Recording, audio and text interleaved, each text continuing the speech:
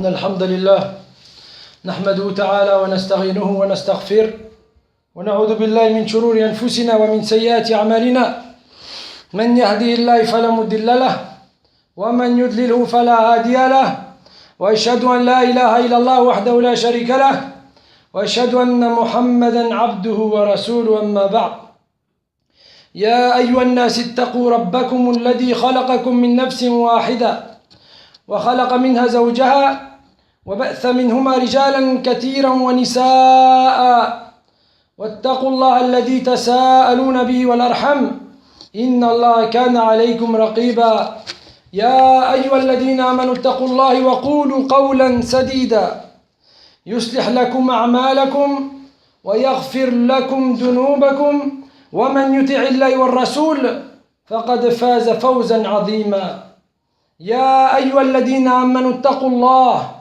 حق تقاته ولا تموتن إلا وأنتم مسلمون أما بعد فاعلموا أن أصدق الكلام كلام الله وأصدق الحديث حديث نبينا محمد صلى الله عليه وسلم وشر الأمور محدثاتها وكل محدثة بدعة وكل بدعة ضلالة وكل ضلالة في النار عادنا الله وإياكم منها يقول الله في كتابه الكريم إن المؤمنون إخوة نعم Allah dit les croyants ne sont que des frères, établissez la concorde entre vos frères et craignez Allah afin qu'on vous fasse miséricorde. Sourate 49 verset 10. Naam, Allah Rabbil Alamin il a dit dans son livre et unissez-vous tous au câble d'Allah et ne soyez pas divisés et rappelez-vous les bienfaits d'Allah sur vous. Le messager d'Allah sallallahu alayhi wa sallam il a dit vous ne rentrerez pas au paradis sans avoir la foi et vous n'aurez pas la foi sans que vous ne vous aimiez. Vous indiquerai-je un acte qui vous permettra de vous aimer? Passez le salam entre vous, rapporté par Muslim. Naam, le messager d'Allah sallallahu alayhi wa sallam yaqul le meilleur des hommes est le plus utile aux autres, rapporté par Ibn Hibban. Naam ya ibadallah. Le musulman aime son frère, il le soutient, il lui accorde son aide quand il a besoin de lui. Naam ya ibadallah. C'est une chose qui commence à être de plus en plus rare dans cette communauté. Alors que le prophète, alayhi salatu wassalam, il dit le meilleur, pas un des meilleurs, mais le meilleur d'entre vous, c'est celui qui est le plus utile aux autres. Allah, il a dit, et à ceux qui sont venus après eux en disant, écoute bien, à ceux qui sont venus après eux en disant, pardonne-nous, ainsi qu'à nos frères qui nous ont précédés dans la foi, et ne mets dans nos cœurs aucune rancœur pour ceux qui ont cru. Seigneur, tu es compatissant et très miséricordieux. Sourate 59, verset 10. Naam. Parmi le comportement des salafs, parmi le comportement de ceux qui nous ont précédés, il y avait le fait de faire des invocations pour les musulmans. Le fait de toujours renforcer leur amour entre eux et d'enlever toute rancœur et toute haine contre les gens qui se sont affiliés à cette umma. Allah Rabbil Alamin il a dit et implore le pardon pour tes péchés ainsi que pour les croyants et les croyantes. Sourate 47 verset 19. Allah Rabbil Alamin il nous incite à invoquer pour les croyants et les croyantes alors qu'aujourd'hui la plupart d'entre nous il n'invoque même pas pour lui-même. Il n'ose même plus lever les mains pour invoquer Allah, si ce n'est lorsqu'il est en prière ou lorsqu'il est le vendredi avec l'imam. Alors que parmi le comportement du prophète alayhi salatu salam et des salaf salih, il y avait le fait qu'à n'importe quel moment, ils levaient les mains pour invoquer pour leurs frères ou leurs sœurs. Naam. Lorsqu'ils voyaient un frère en difficulté, au lieu de parler, dire « Ah, le pauvre et ceci et cela », alors ils levaient leurs mains et invoquaient en leur faveur. Et nous, parmi les dars qu'on a retenus de Cheikh Mohammed al-Imam au Yémen, il y a le fait que le prophète alayhi salam, il levait soit les deux mains, soit il levait les deux doigts, ou soit il levait un seul doigt de la main droite pour faire les invocations. Non, c'est les trois façons qui sont venues. Tu lèves les deux mains vers le ciel, tu lèves les deux doigts vers le ciel, ou tu lèves un seul doigt, et ça, c'est les trois façons qui sont venues d'invoquer Allah dans la rue. Le messager d'Allah sallallahu alayhi wa sallam, il a dit l'imploration d'Allah par le musulman pour son frère en son absence est exaucée. Et il y a près de sa tête un ange. Chaque fois qu'il invoque Allah pour le bien de l'absent, l'ange dit Amin et sur toi. Le hadith il est rapporté par Muslim. Na'am ya Muslim. Na'am ya Amatullah. Le moins que tu puisses faire pour cette ummah, c'est d'invoquer pour elle. Si tu ne peux pas la financer, si tu ne peux pas agir avec elle, avec ton physique, avec ta langue ou avec ton argent, alors au moins invoque pour elle et fais des invocations pour tes frères et sœurs. Alors que Shaitan, il passe son temps à nous inciter à parler les uns sur les autres, sur le mal des uns et des autres. Eh bien Allah et son messager, il nous incite à invoquer pour eux. Na'am ya ibadallah. Le messager d'Allah sallallahu alayhi wa sallam, il a dit celui qui implore le pardon en faveur des croyants et des croyantes, il lui inscrit pour chaque croyant et croyante une récompense. Sahih al-Jami'a. Na'am. Imagine si tu invoques pour la terre entière ou tu invoques pour les morts et les vivants. Chaque récompense de cette invocation, chaque personne pour laquelle tu auras invoqué, tu auras une récompense pour ça. Allahu Akbar. Walillahi alhamd. Le messager d'Allah sallallahu alayhi wa sallam, et c'est là le hadith le plus important de notre khutbah d'aujourd'hui. Na'am ya ibadallah. Il dit le prophète alayhi salatu wa salam, celui qui ne se sent pas concerné par l'affaire des musulmans ne fait pas partie d'eux. Apporté par Tabarani. Na'am ya ibadallah. Celui qui ne se sent pas concerné par la souffrance des musulmans en Birmanie, par la souffrance des gens en Syrie, par la pauvreté en Somalie, ou la famine, ou celui qui ne se sent pas concerné par la tyrannie qui subissent les musulmans dans le monde, eh bien, il ne fait pas partie d'eux. Quelle mauvaise nouvelle. Na'am ya ibadallah. Mais comment te sentir concerné? Eh bien, on n'a pas dit qu'il faut que tu voles à leur secours si tu n'en es pas capable. Parce qu'il y a des gens qui vont te dire oui, mais comment tu veux que je les aide? Si je vais là-bas, je vais me faire emprisonner. Si je leur envoie de l'argent, je vais avoir ceci. Si je parle pour eux, je vais avoir cela. Eh bien, ya Abdallah, Allah il a dit dans son livre, La yukallifullahu nafsan illa wus'aha. Allah, il ne charge pas une personne de plus qu'elle peut supporter. Mais tu peux agir autrement. Soit tu fais des invocations pour eux, soit tu prépares des associations, tu leur envoies du manger, des vêtements, tu les aides. Soit tu vas essayer de faire bouger les choses pour eux, pour leur sécurité. T'écris à des gens, à des responsables. Soit, si par exemple tu te sens physiquement capable d'aller les aider sur place, et ben tu prends tes bagages et tu y vas. Na'am ya ibadallah. Les excuses, celui qui veut agir, il trouve des solutions. Alors que celui qui ne veut pas, il trouve des excuses. Na'am ya Abdallah. Allah, il t'a demandé d'agir. Allah, il a dit وَمَا خَلَقْتُ الْحَيَاةِ وَالْمَوْتِ إِلَّا لِنَبْلُوَكُمْ أَيُّكُمْ أَحْسَنُ عَمَلًا. Je n'ai créé la vie et la mort que pour voir lequel d'entre vous est le meilleur en œuvre. Et il a dit وَاعْبُدْ رَبَّكَ حَتَّى يَأْتِيَكَ الْيَقِينُ. Et adore ton Seigneur jusqu'à ce que te vienne la certitude. Na'am ya Abdallah. Et parmi les adorations, et parmi tes obligations en tant que musulman, c'est de te préoccuper de l'affaire des musulmans. Na'am ya ibadallah. Le messager d'Allah sallallahu alayhi wa sallam a dit, quand on mentionne mes compagnons, taisez-vous. Apporté par Tabarani. Et il dit, et quiconque insulte mes compagnons, la malédiction d'Allah s'abat sur lui, ainsi que celle des anges et des gens. Tout ça pour montrer l'exemple de l'amour qu'avaient les prophètes envers ses compagnons et de l'amour qu'ils avaient entre eux. Naam, ils ne permettaient pas qu'on les insulte, ils ne permettaient pas qu'on parle mal d'eux, mais justement ils mettaient en garde contre cela. Naam, il a été rapporté une histoire de Omar ibn al-Khattab, ya ibadallah, qui va vous montrer comment étaient les gens de l'époque.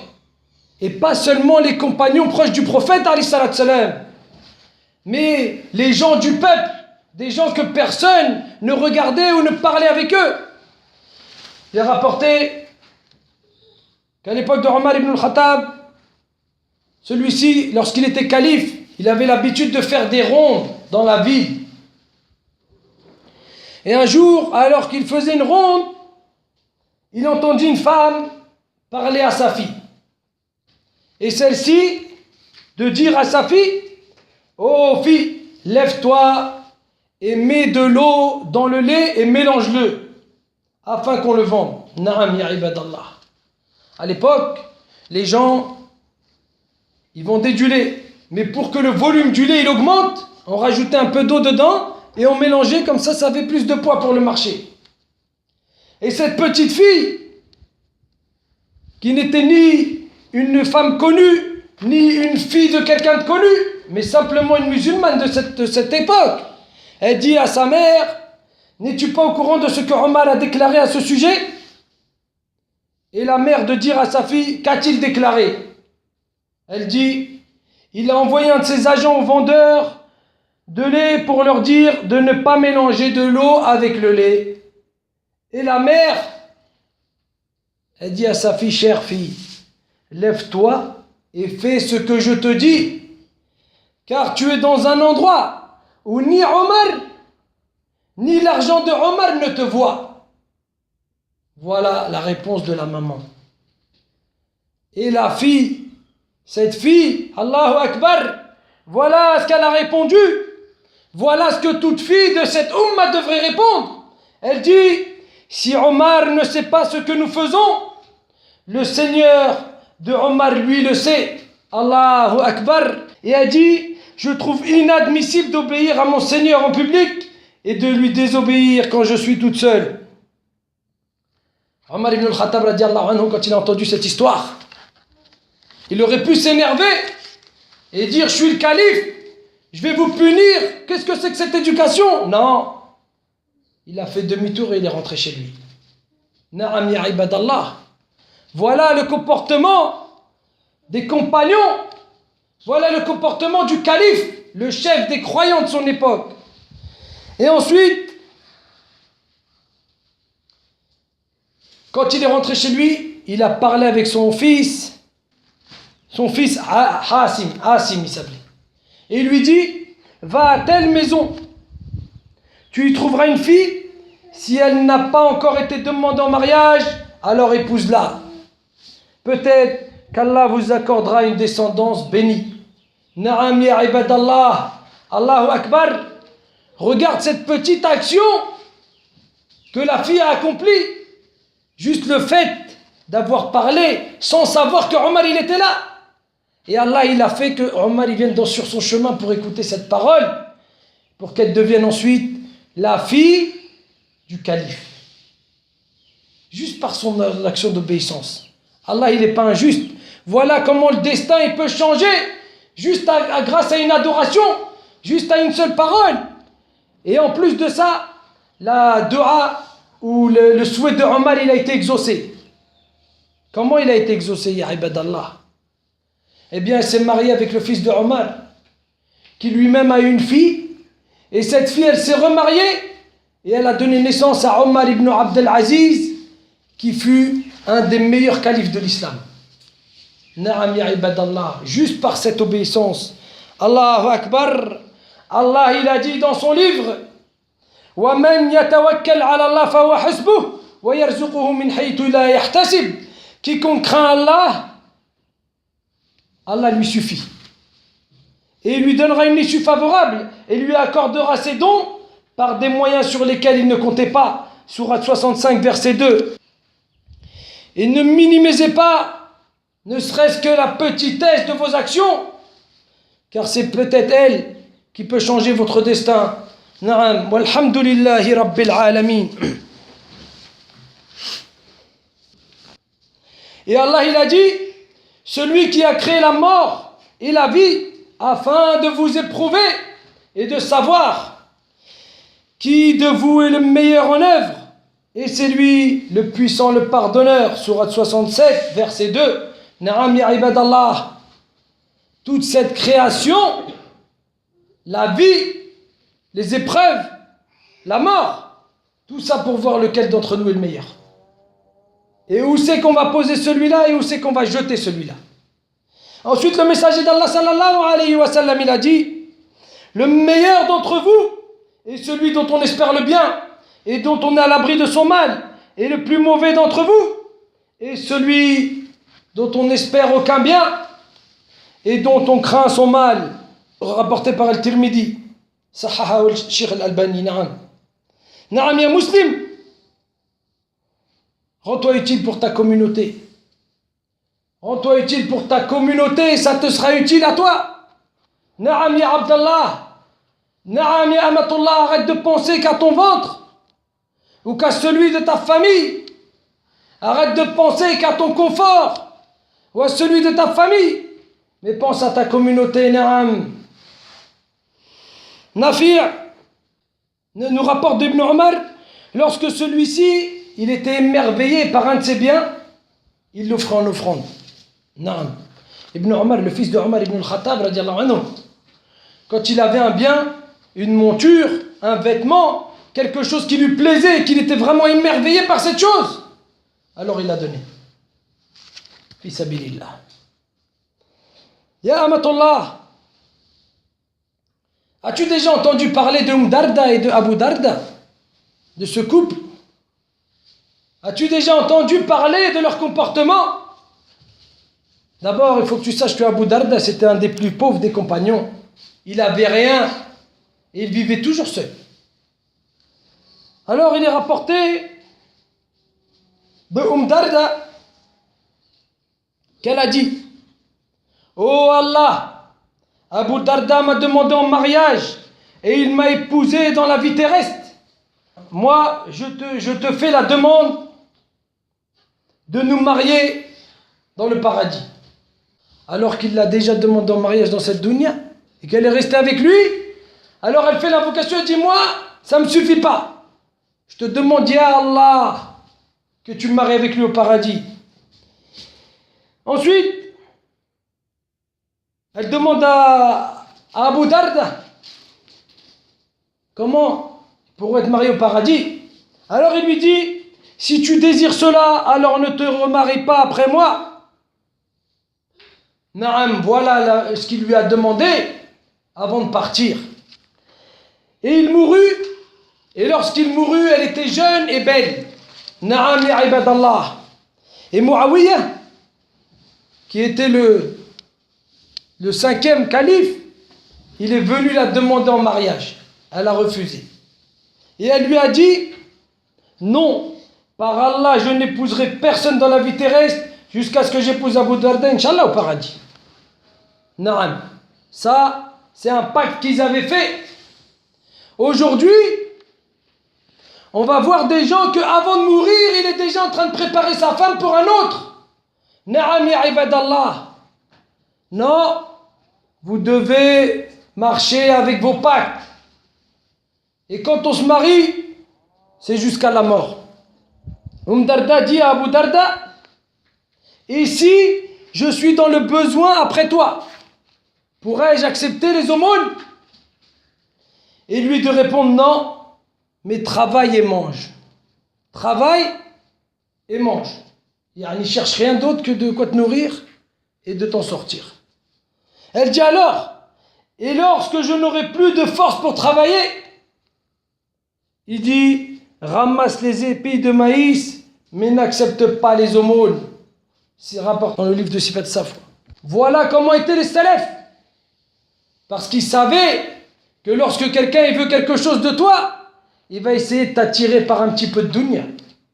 Alors il conseille à sa femme, non, n'accepte rien, débrouille-toi et patiente, car la vie elle est courte. Va chercher du bois, essaye de te nourrir. Mais les aumônes ne sont pas interdits, naam. Il ne faut pas qu'on prenne le sens que l'aumône est interdit, mais que tout ce qui peut te changer la trajectoire du projet initial, alors tu t'en éloignes. Naam ya ibadallah. Hassan al-Basri disait satisfaire le besoin d'un frère musulman, mais préférable à une retraite spirituelle d'un mois. Naam ya ibadallah. Voilà comment les salafs y pensaient. Voilà comment ils étaient. Aider mon frère à se marier, aider mon frère à construire sa maison, aider mon frère quand il est malade ou aller le visiter. Il est meilleur pour moi que de me retirer pendant un mois dans une grotte à invoquer Allah et l'adorer. Voilà ce qui les intéressait. Voilà ce qui leur intéressait. L'aide de son prochain, l'aide de son frère, et que ça se propage entre eux. Et il a dit ces paroles qui devraient être écrites avec de l'or. Il dit, à leur époque, nous considérions comme avare celui qui prêtait de l'argent à son frère. Il dit, celui qui prête, c'est un avare. Parce qu'à leur époque, ils donnaient. Imagine, aujourd'hui, qui est le vrai avare? Celui qui te prête ou celui qui tourne la tête quand il te voit passer parce qu'il a peur que tu lui demandes quelque chose? Voilà où on en est aujourd'hui. Regarde où on en arrive. Ensuite, il dit, je jure par Allah que j'ai vu et fréquenté celui qui déchirait sa cape et donnait la moitié à son frère et gardait l'autre moitié. Ils n'avaient qu'un seul vêtement. Alors ils prenaient un izar pour le bas et le haut il n'était pas couvert parfois. Du nombril jusqu'au genou. Pourquoi? Parce que son frère il n'avait plus de vêtements ou qu'il était craqué ou qu'il n'avait pas de quoi s'habiller. Naam. La plupart d'entre eux ils n'avaient qu'un seul vêtement. Quand il le lavait, il ne pouvait pas sortir de chez lui jusqu'à ce qu'il sèche pour sortir. Ensuite il dit, certes il y avait avant vous celui qui jeûnait et qui au moment de rompre son jeûne allait chez l'un de ses frères et lui disait, aujourd'hui j'ai jeûné pour Allah et je veux que tu en aies une part. Yani, je veux que tu aies une part de ma récompense en me nourrissant ou en m'abreuvant. Alors, tout de suite le compagnon, il lui donnait un verre d'eau ou il lui donnait une date pour pouvoir récupérer son jeûne, pour pouvoir gagner le jeûne. Voilà comment ils étaient les salafs. Voilà l'exemple à suivre. Où en sommes-nous aujourd'hui? Où en es-tu, ya Abdallah? Pose-toi la question. Est-ce que tu en es là? Ou est-ce que quand tu jeûnes, tu essayes de prendre les récompenses que pour toi? Est-ce que tu as essayé de les partager avec tes frères? Non. Alhamdulillah. Le prophète sallallahu alayhi wa sallam, il a dit, La yu'minu ahadukum hatta yuhibba li akhihi ma yuhibbu li nafsihi. Il a dit, nul ne sera vraiment croyant jusqu'à ce qu'il veuille pour son frère ce qu'il veut pour lui-même. C'est rapporté par Al-Bukhari. Naam ya Abdallah, pose-toi la question. À quoi tu sers dans cette ummah? Est-ce que tu te sens concerné par leur malheur? Depuis quand t'es-tu pas levé au milieu de la nuit, au moment où les doigts étaient acceptés, juste pour lever tes mains pour les gens qui souffrent en Birmanie, pour les gens qui souffrent dans le monde? Depuis quand, ya Abdallah? Alors que tu sais que Allah il t'a promis que si tu te réveilles à cette heure-ci, au dernier tiers de la nuit, il descend pour prendre les invocations des gens. Ya Abdallah, où en es-tu? Où en es-tu des dons? Depuis, est-ce que tu t'es organisé pour partager un quart, un dixième, un vingtième de ce que tu gagnes? Ou est-ce que, ya Abdallah, cette communauté, tu t'en sens pas concerné? Naam ya Abdallah, celui qui ne se sent pas concerné par notre affaire, il ne fait pas partie des nôtres. Ressaisis-toi ya Abdallah, ne serait-ce que par un sourire envers ton frère, ou ne serait-ce que juste le fait de lever tes mains et d'invoquer pour eux, ou alors que tu es en soujoud devant ton Seigneur, de faire des doigts pour eux, na'am. Est-ce que tu ne serais pas parmi ceux qui pourraient donner un livre, un Coran pour son voisin, ou lui rappeler juste de faire du dhikr alors que tu es en train de marcher avec un compagnon? Dis-lui, celui qui dit 100 fois Subhanallah wa bihamdi, tous ses péchés sont pardonnés, même s'il ferait la taille de l'écume de la mer. Na'am ya Abdallah, rien que le rappel, c'est des hasanat. Car à chaque fois que ton compagnon il les fera, tu gagneras avec lui. Na'am ya Abdallah, ne lâche pas. Et surtout, sache que ton Seigneur, il a dit, et adore ton Seigneur jusqu'à ce que te vienne la certitude. As'al Allahu al-Azim, Rabbul Arsh al-Azim al-Wahid al-Ahad, أن يرينا الحق حقا ويرزقنا اتباعه ويرينا الباطل باطلا ويرزقنا اجتنابه واسأله بمني وكرمي أنه ينصرنا وإخواننا الذين هم في أشد الابتلاء في كل مكان. أسأله بأنه هو الوحيد الأحد المنتقم، أنهم ينتقم منا على أعدائنا وأن ينصرنا عليهم. وأسأله بأنه هو الشديد العقاب أن يدمر بشر ومن معه وأن ينصرنا عليهم. اللهم إننا نسألك أن تغفر لنا ذنوبنا كلها ودكه وجله وأوله وآخره وعلانية وسره. وأسألك بأنك ربنا الواحد الأحد الصمد الذي لم يلد ولم يولد ولم يكن له كفوا أحد أن تجمعنا بأهلنا في الدنيا والآخرة، وأن تعنا على ذكرك وشكرك وحسن عبادتك. ومن توفيته منا فتوفيه على الشهادة في سبيلك، ومن أحييته منا فأحيي على الإيمان والإسلام. والحمد لله رب العالمين.